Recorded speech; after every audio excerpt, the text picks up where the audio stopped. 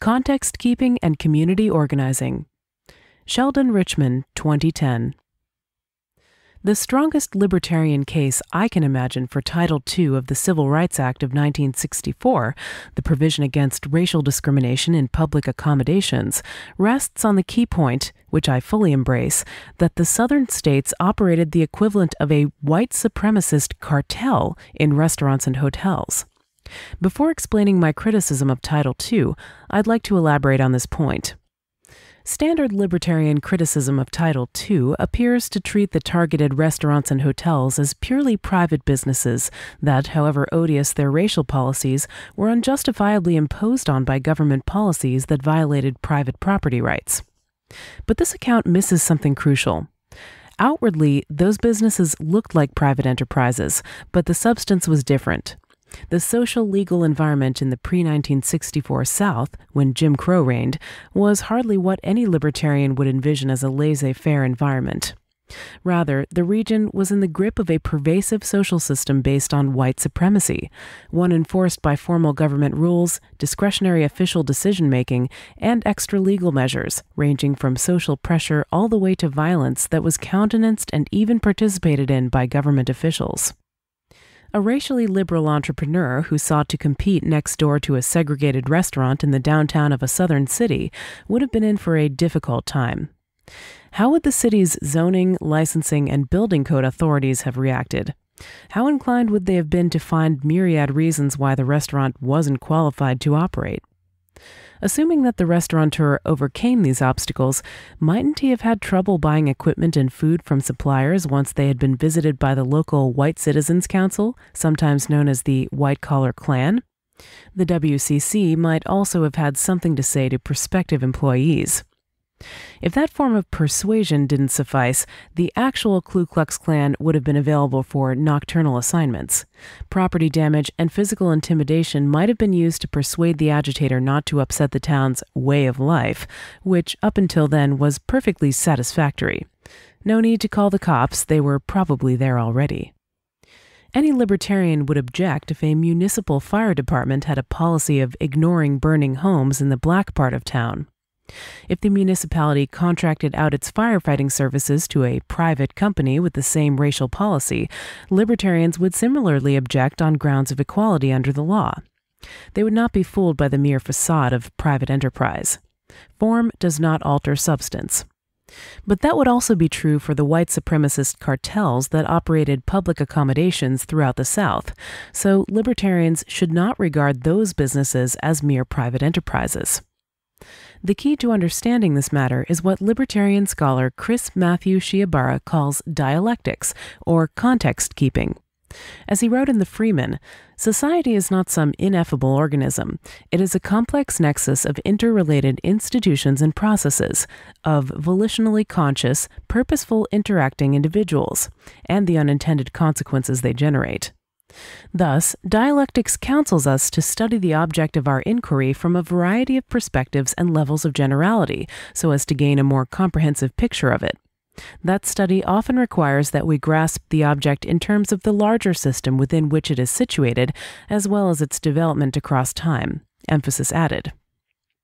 Applying Shiobara's principle, we can see that racial discrimination at particular private Southern lunch counters and hotels before 1964 cannot be judged apart from the larger system within which it is situated. The full context must be kept in view. Ironically, an example of dialectical thinking, albeit applied to bank regulation, is provided by Representative Ron Paul, father of Rand Paul, whose rejection, before his acceptance, of Title II prompted the recent controversy. In 1999, the elder Paul opposed repeal of a key section of the New Deal-era Glass-Steagall Act, which separated commercial from investment banking. Considering Ron Paul's commitment to a free market, his opposition to repeal of an intervention might seem illogical. Yet he opposed it because this increased indication of the government's eagerness to bail out highly leveraged, risky, and largely unregulated financial institutions bodes ill for the future as far as limiting taxpayer liability is concerned. Paul was thinking dialectically. Removing a restriction from a form of business that enjoys government privilege is not necessarily a libertarian move. Context is crucial. By the same token, imposing a restriction on a form of business that enjoys government privileges is not necessarily an unlibertarian move. Again, context is crucial. So, does this mean that Professor Bernstein is right that libertarians ought to have supported Title II in 1964? I don't think so.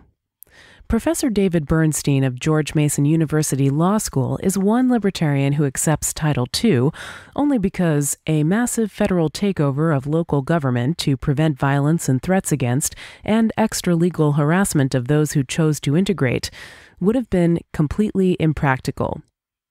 Footnote: David E. Bernstein, Context Matters, a better libertarian approach to anti-discrimination law. Cato Unbound, Cato Institute, June 16, 2010. Undoubtedly so.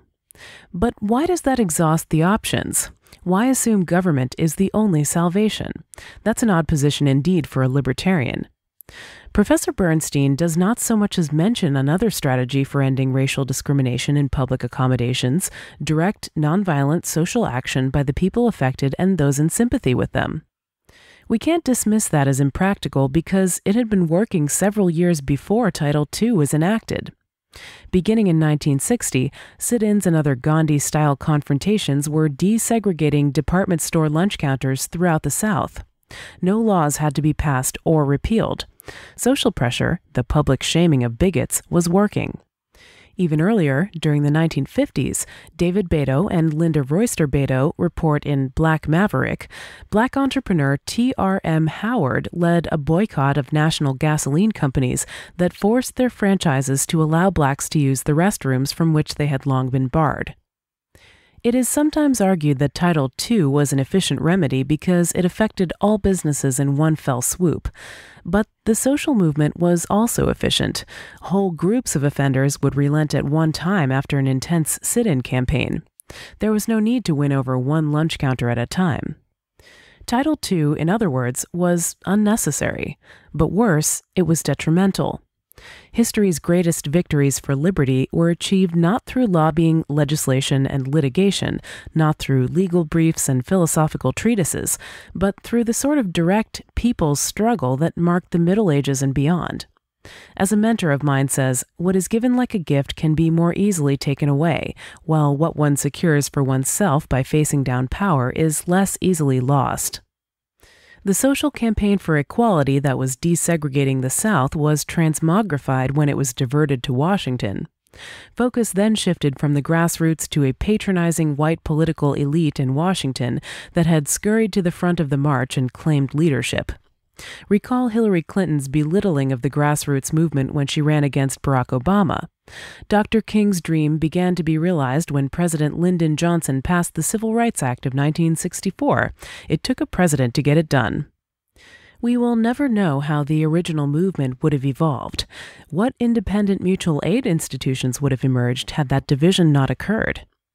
We do know, as Professor Bernstein reminds us, that Title II became a precedent for laws forbidding all types of private discrimination that were in no way rooted in government-sanctioned cartels. Bernstein may see the South's social system as providing a limited principle for when anti-discrimination laws are permissible, but this overlooks the perverse dynamic of the political world. Simply put, after 1964, there was just no way that anti-discrimination laws were going to be confined to Jim Crow-type cases. Libertarians need not shy away from the question, do you mean that whites should have been allowed to exclude blacks from their lunch counters? Libertarians can answer proudly, no, they should not have been allowed to do that. They should have been stopped, not by the state, which can't be trusted, but by nonviolent social action on behalf of equality. The libertarian answer to bigotry is community organizing.